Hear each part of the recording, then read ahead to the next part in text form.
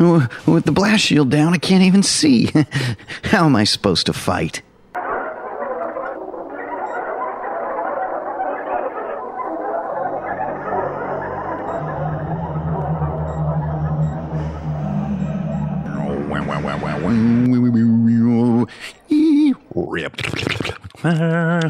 Wouldn't be a RPG mainframe without a little bit of slurping.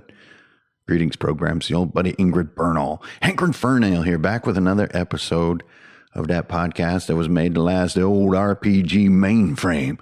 And I think I got like snafu on the difference between episode 59 and 60. So this is episode 61. For those of you who identify your podcast by the announcement of the episode within the audio, which actually is something I do. I'm joking about it, but it's something I actually do. I'm like, is this one I've already listened to? I'll listen for a second. Okay, today on the mainframe, I'm going to talk about something that isn't necessarily like a sort of a thesis per se, but it's something to think about in your game and something that's, well, obviously been on my brain at the forefront of my thinking lately because of certain conditions that have been imposed upon me. Now, these conditions may seem a little bit crazy, but they have driven me to some new innovation in how I'm doing stuff. And it's wildly different than how I used to do things. And it's giving me a ton of freedom. And because of this freedom, that's one of those light goes off type moments where I think, oh my gosh, this is like mainframe quality epiphany stuff right here. Then usually about 2 weeks passes where I'm like, and I have all this like doubt and I'm like, that's probably a dumb idea for a topic. I got to do this other thing anyway. Let me get that done. And then I'm looking, it's like, it's a week into March already. What the, I had that one idea. Maybe I should break it down. And so here we are at episode 61.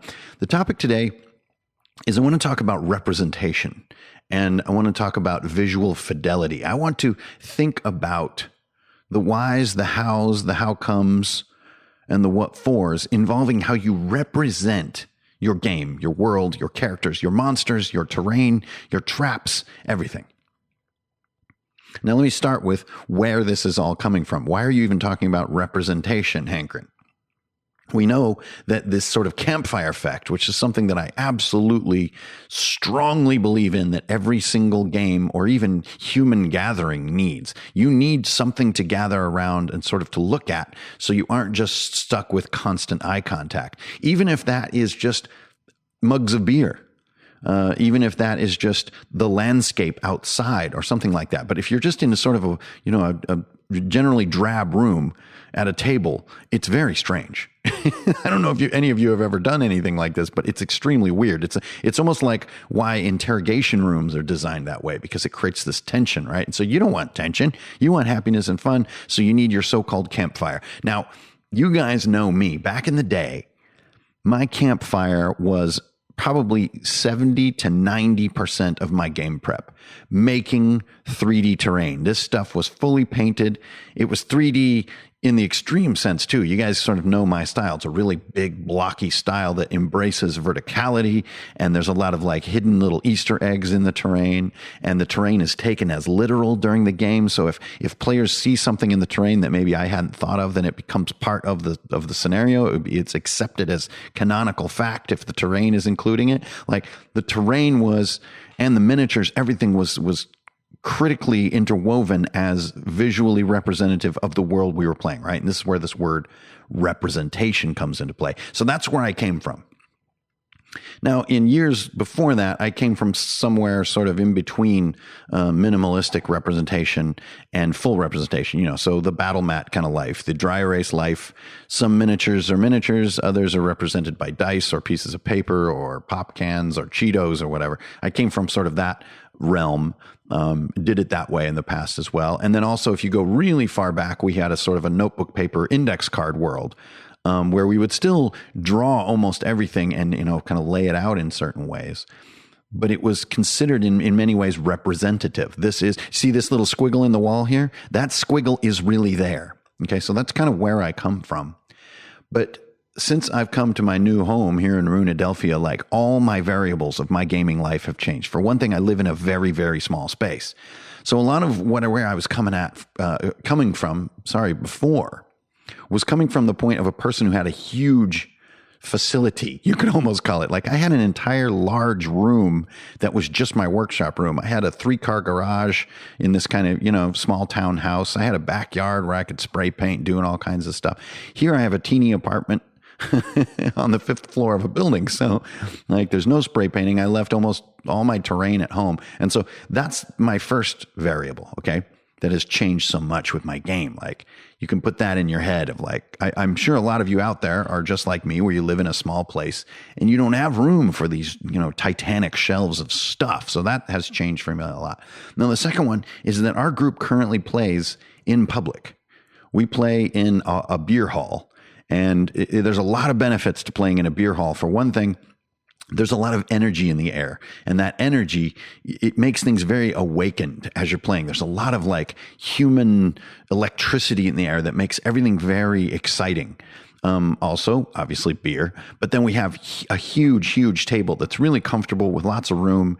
And because we play on a weeknight, we always get one of these nice big tables, and we're kind of in a corner. So it's not like weird, like we're right amongst a crowd of people yelling and drinking and stuff like that. So don't get the wrong image in your head, but we do play in public. We meet in public and play. And so between my small living space and my public table group, whoa. This is an entirely different gaming mindset than where I was coming from before. And it has introduced this fundamental problem to me. And it's the problem of how do I represent our world?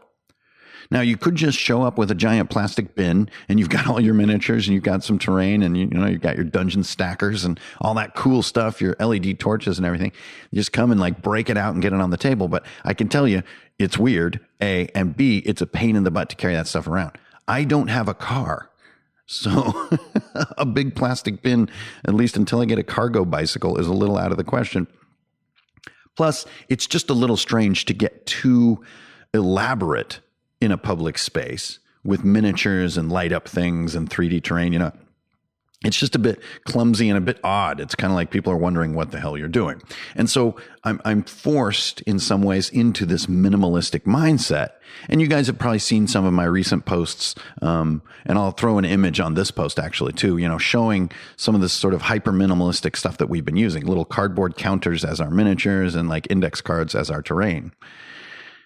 So what's come up is this question of representation, and what I wanted to give you guys is the dividends that I've been experiencing, not like a how-to. I think you guys can easily visualize how you would do a minimalistic representation, right? The first step is to avoid miniatures. Miniatures begin the slippery slope to representing your game. Like if you get one cool looking miniature and the other characters are represented by pennies or something, the pennies suddenly look stupid, and you're going to want to get those miniatures. Then you want your monsters to be miniatures, and then you want the terrain to look cooler because miniatures sitting on notebook paper isn't that cool, and so on and so on and so forth. So that would be my first tip if you were wanting to go minimal and non-representative. Just avoid the miniatures. That's your first key step. Find a way. So I just use skull dice as my bad guys of different colors to denote their types, and then we just have little cardboard counters that have symbols on them for the classes for my players, and that's it. And we play on index cards. So your table becomes very two-dimensional and very minimal. It takes up about the amount of space that, maybe a page of notebook paper would take. And the rest is just you and your friends at the table. So that's like where we're at. So this isn't necessarily a podcast about how to do that. It's a podcast about the effects that it has. The dividends, as I call them so frequently. And that's kind of what I want to talk about. So the first one is the one that's probably going to jump into your head first, which is that the game, including the players, the monsters, the terrain, it stays in the imaginations of the players. And this has had an interesting effect, is keeping the world inside the imagination. For one thing, I think it causes more doodling, both at the table and between sessions. The drawings and the doodles on character sheets or in journals or on napkins, whatever, they become the world. They are the only visual reference for the world. And so they gain a new value. And this was something that was mentioned during our session 0, was like always needing a space to draw your little character portrait. And so in my mind, I decided to take that to the extreme, which I do with so many things, which was like, that should be the only time that the character is really represented, is that portrait that you drew on your character sheet. So we can never show the character in any other way. And it keeps it in the imagination, and it also grants a lot of importance to that doodle. And already I like where this is going. If I have a little drawing in my journal of a monster, that is the representation of the monster. There is no miniature, there's no, Pathfinder pawn or any of this kind of stuff. It's like, it keeps things in the imagination. Now, this is more minimal, and it does ask a little bit more of everyone at the table. But to me, it's exciting. I haven't played that way really this minimally ever. Even in my sort of hybrid representation days, we had miniatures and stuff like that. So I think this is exciting. So that's the first piece, is that by carefully avoiding representing your world, you keep it inside the minds of everybody. And you guys probably can make the leap into what the next dividend is going to be, which is suddenly description becomes more important than it used to be. I read an article recently about leaning on terrain, is what it was called, is that you can accidentally lean on your terrain. So let's take the Umber Hulk as a perfect example. The Umber Hulk is one of my all-time favorite WizKids minis. I think it's one of the best sculpts, the coolest poses, the greatest portrayal of that monster, and also one of my all-time favorite monsters. And it's a big one too. So I just take that Umber Hulk miniature and I slam that sucker on the table. Its story is told. It's insectoid. It's big. It's lumbering. It has these weird eyes. It's frightening in its scale and all this kind of stuff. It looks like it burrows. It has this kind of golden, strange color to it with the sheen on it and everything. All that stuff just comes from me slamming that mini on the table. So without doing that, suddenly my description as the GM and the descriptions of the players, it gains a new weight, kind of like that silly little doodle of your character suddenly becomes the portrait of your character. Now the descriptions of things become the primary reference by which people know what they are. So another great example is that in our game, we have this big ship called the Orpheus, and it's this sort of big galleon that the players were on. And we did not have any drawings. We didn't have any art from the internet. We didn't have any terrain. We had nothing. And even the index card we used to represent the Orpheus really only just had like a slight sort of outline that was maybe looked like the outline of a boat seen from above. That was it. And so everything about the Orpheus had to be described as far as details, like these grooves or like notches in the gunwale rails where cannons could be slid out. If you weren't careful when you're working on the ship's crew, you can fall through one of these little gaps.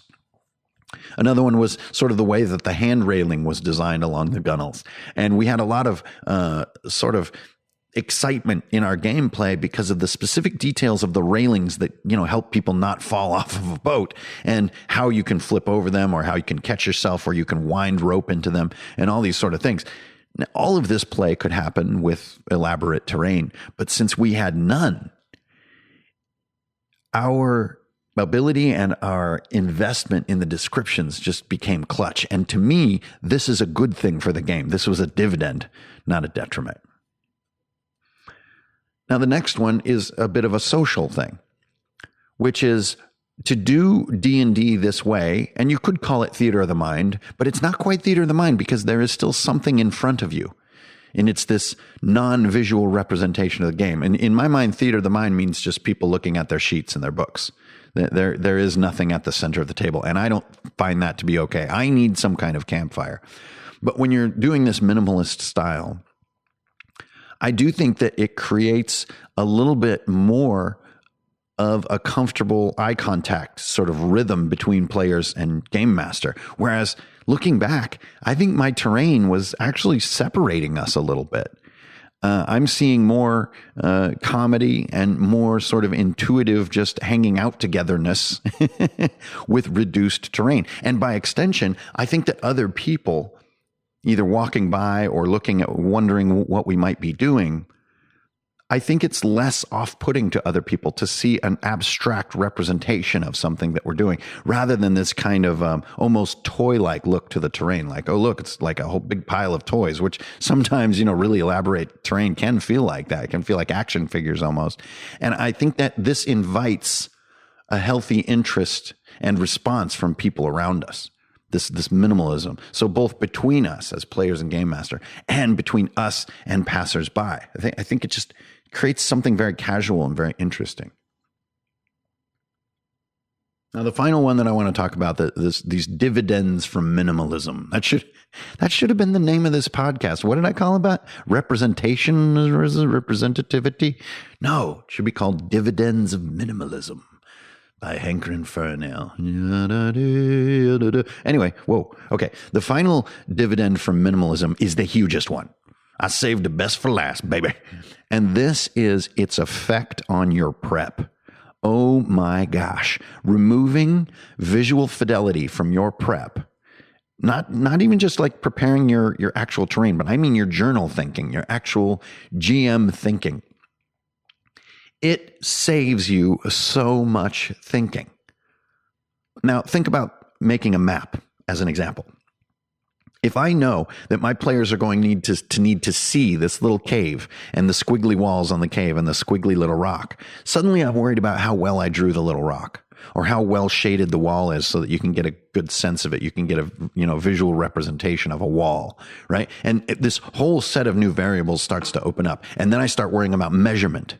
Right? How far is this little rock pillar from this wall? How far are these stairs when they go down? Then I'm like, ooh, I should probably get my graph paper out. Okay. So how far is it from the L corner in this corridor to the secret door behind the painting? Okay. That should be about 60 feet. So it's 2 moves. And like, holy moly, the amount of tactical, detailed spatial thinking that comes along with a visually represented game world, at least for me, because maybe I'm just a visual thinker, would devour my prep. Now, there's nothing wrong with that. Hell, everybody knows that kind of stuff is awesome. But with all that detail removed, my prep has now turned to be more focused on possible branches, possible outcomes, release valves, as I call them, trap motivations, character motivations, and character names. Remember, you guys, in 2020, I really wanted to work on NPC names and NPC personalities and voices. And this is a great way to get started with that. My focus, instead of how detailed and tactically airtight are my maps and my spatial encounters, I'm more thinking, okay, I need, 2 clever names for these guards and maybe sort of attitudes they have. Like one hates his job and the other one just is looking for a promotion, right? And so like their sort of banter or their dialogue always references these fundamental motivations of theirs. Maybe those motivations could even be used to overcome them in some way. But either way, I'm thinking into a completely different realm here than exactly how far are the guards from the levers and exactly how far are they from the gate. And let me draw it so that I can represent it on the table accurately, on and on and on and on.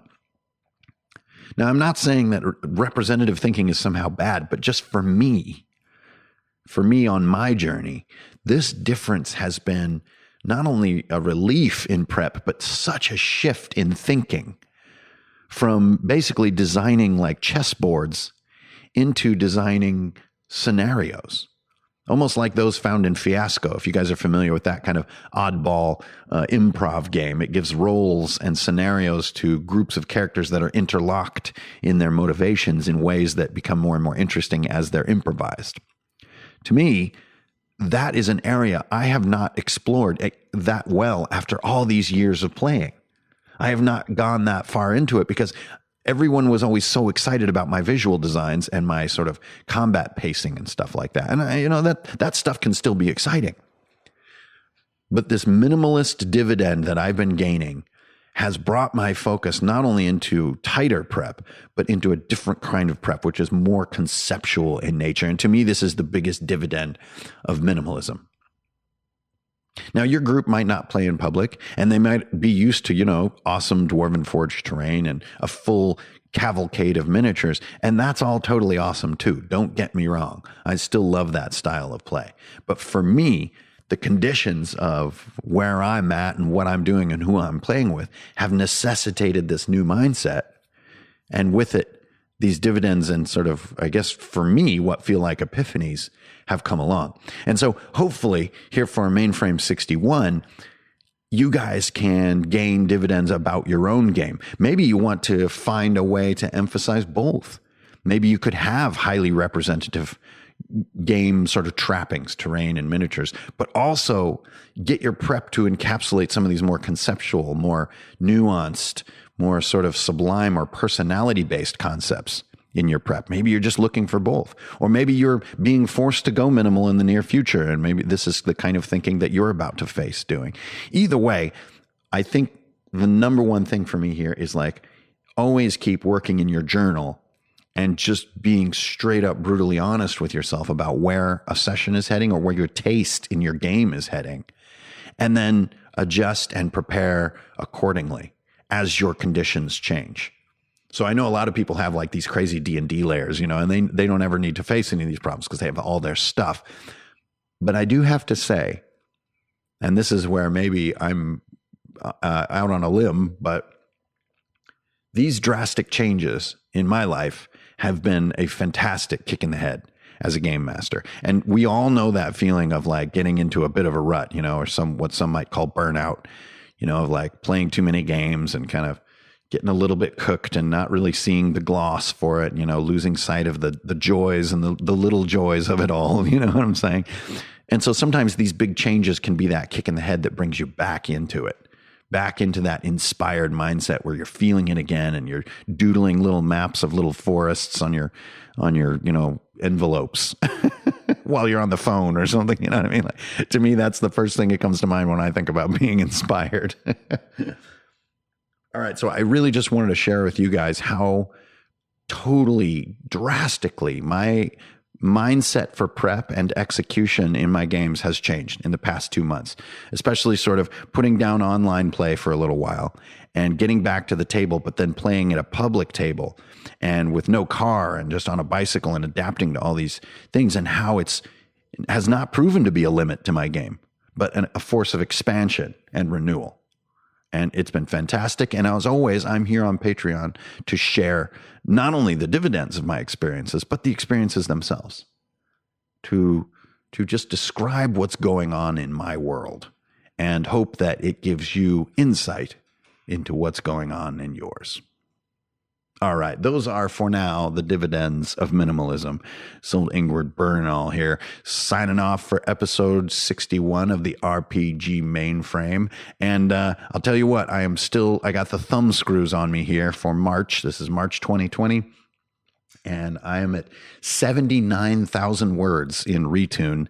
And I think I have 3 of the endings left to write. I can't believe it. It has been such a gigantic journey to finish this book, and it's such a strange book. It moves in all these circles, and there's sort of timelines that are folding on each other that are slightly different, and the way that you're reading it and finding pieces that you missed because the paths you choose, and just wow, it has been such a journey, and I'm so close to the end. So if it seems like I'm a little bit quiet or a little bit missing, that's what I am busting my butt to finish. And that's going to be in paperback form only. There will not be a PDF. It will only be in hard copy, and that'll be out soon. So please keep an eye out for that.